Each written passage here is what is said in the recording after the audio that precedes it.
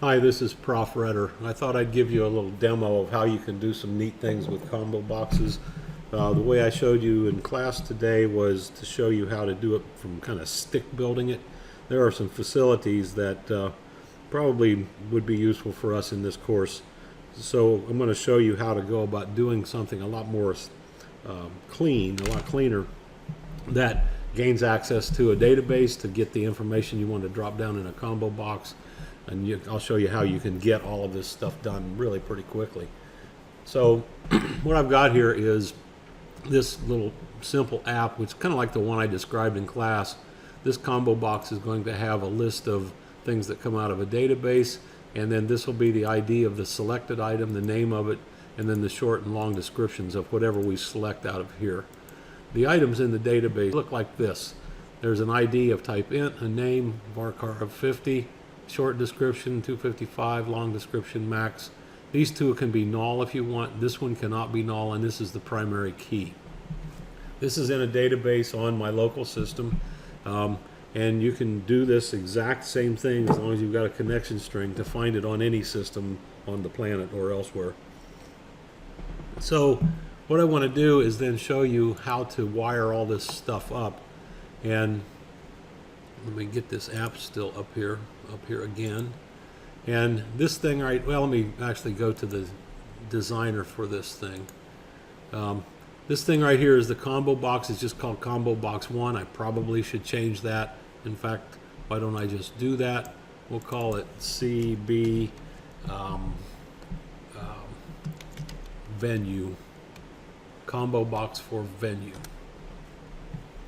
And what we're going to do, I'm going to do it in several steps here. The first thing I'm going to do is the very simplest thing that we can do. And let me make sure that didn't break it. There, it's running. I'm going to close that. We're going to come back here to the combo box. And what we want to do is we want to connect this thing with a data source of some kind. And the data source in this case is a table in a database. And to do that is really pretty simple. We can come up here. You need to have the database available.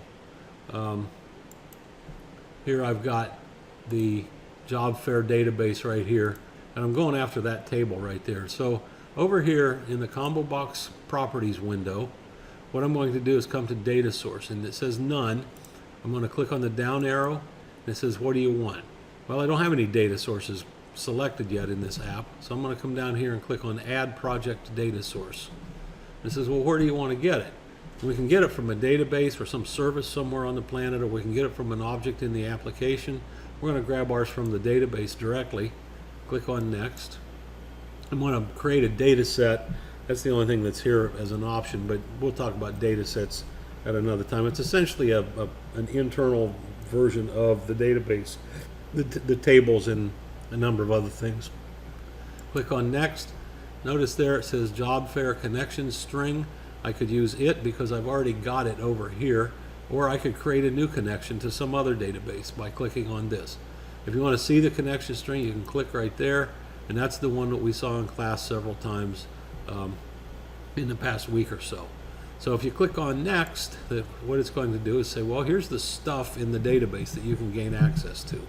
And here's what I want. I want this table, the venues table, and I want all of those values there. In other words, I want all of the fields. And so I'm going to click on finish. I'm done, and notice it set the data source to venues binding source, and there it sits right there. These are additional things that the system had to create to make all of this work. There's a lot of stuff going on under the scenes here. But when I click on start now, you'll notice that this window has, or this combo box has values in it. There's 3 of them. And if we go to look at those 3 values, right here, where is it? Well, I just go look at them.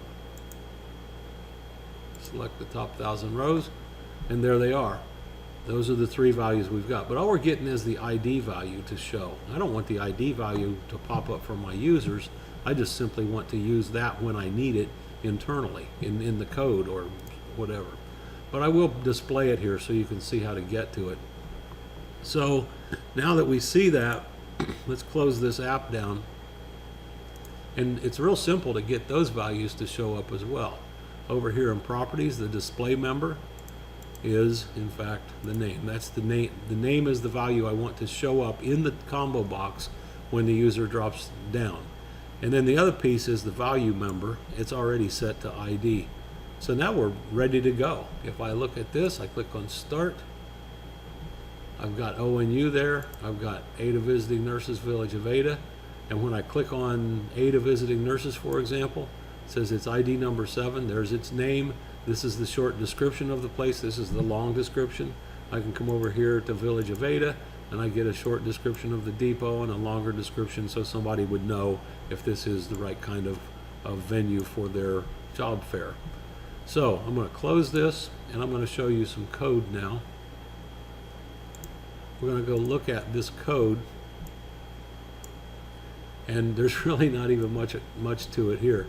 This piece right here is what will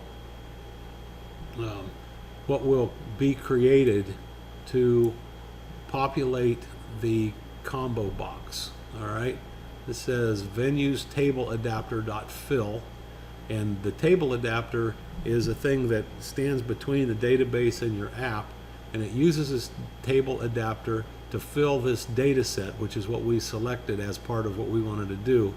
And then internally, it's already got the combo box pointing to these things, essentially, that causes it to fill that combo box. When I get stuff out of the combo box, as I do when I click on this, I go into the current object, the selected item, and I grab these values out of there. So let me close that. I'm going to say selected index changed is the method. I got to that simply by coming here and double clicking on it. It created this method, and I put the content in it.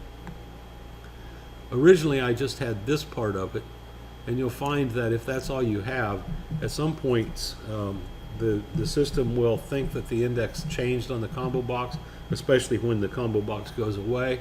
Selected item will then be null, and if it's null, all of this stuff's going to fail and you're going to crash. So this is just a guard to say, well, if I don't have a selected item, then I don't want to do any of this. But it works in the way you would expect that way. So the way we get to the current row in the database, or in the data row view, which is the thing that essentially has a copy of the tuples in the database that we requested, I want to grab the selected item out of the combo box called venue, and I want to cast it into a data row view, put parens around that whole thing, and that thing has a row property, and the row property is the thing I want. And it's a data type data row, and I'm just going to call it the venue. I can now use the column names from the venue as indices into the venue and grab the values that are in there. This is going to return a string, and this is going to return an int. All these three are strings, and that's an int, but we're going to convert them all to string anyway. These probably aren't as necessary, but I do it anyway because I think it's a good idea. And I simply load those values into the text property of each of these text boxes that I've got on the screen. In particular, these, this one, this one, this one, this one. This one's called m_tb ID, m_tb dot name, or name, and m_tb short description, m_tb long description, and I simply load it into their text properties.